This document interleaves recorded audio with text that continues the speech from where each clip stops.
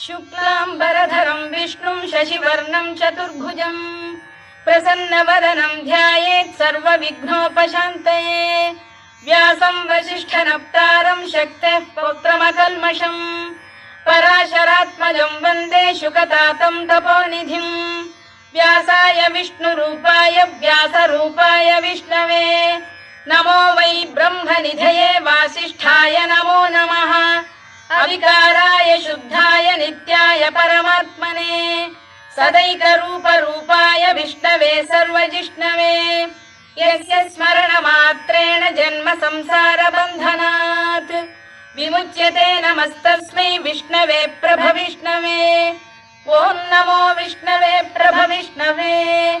श्रीवैशम्पायन उवाच श्रुत्वा धर्मानशेषेण पावनानि च सर्वशः युधिष्ठिरः शान्तनः